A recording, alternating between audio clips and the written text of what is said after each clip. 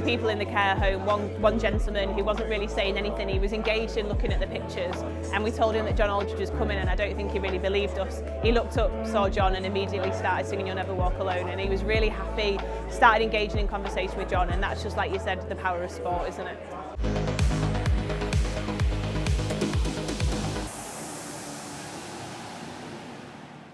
So we're here at Anfield for the launch of a special partnership between the LFC Foundation and House of Memories.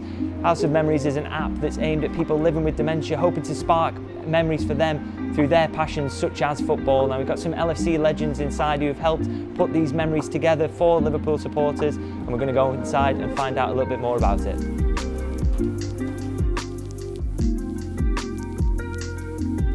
So House of Memories is a programme that was developed with National Museums Liverpool, and we've been going for about 10 years now.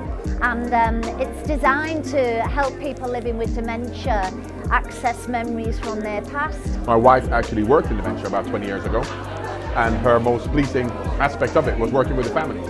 Yes, the ones who suffer from dementia, of course, they have challenges, but the families have even more challenges because they've got to see their loved one diminish in terms of the person that they actually were.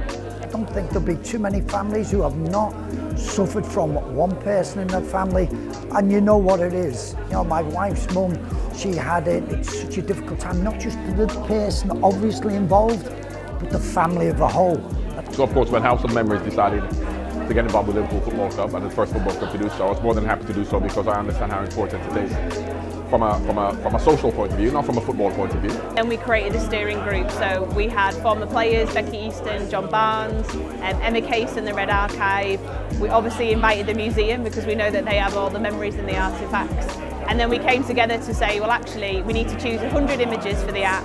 Where are we going to start? What a club, you know, it's called the House of Memories, it's a big app, so you know, it's a perfect club to have so many memories from like 70s, 80s, 90s even, so we had so much content that, you know, we tried to narrow it down and build an app from it. Most people who remember the 60s, the 70s, the 80s, who are maybe suffering, so to jog the memory with some of those great times, their first FA Cup in 1965, still one of my greatest ever memories, beating Leeds United at Wembley, and then it goes on and on.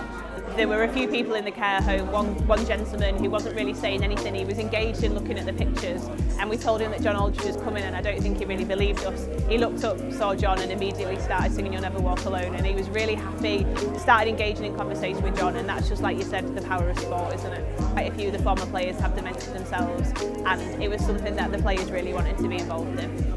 I mean, it's very high profile now to talk about footballers, but they've got many more people who haven't played football, never headed a ball, who suffer with dementia. And they're the ones who no one speaks for, because of course we are very aware how footballers are supported, because of media attentiveness and the high profile of the nature of football. Prevalent in football at the moment, and there's a great thing. You're looking at John Astle and all his family have been battling for years to get better funding from the PFA and the Premier League and the FA. And I think every right to. This isn't a football issue, this is a societal issue, which is what Liverpool does. So yes, we have a few players who are in the early stages of dementia, but more importantly, it's about many more people in the community who do suffer. And if we can give them a voice and come up with solutions to help them, and the House of Memories is fantastic in sparking a cognitive response or memory of something as simple as, you know, 1965 Cup final or John Barnes scoring a goal, we should use our voice to help them. I think for us, the Forever Reds Liverpool Football Club, I think it's massive.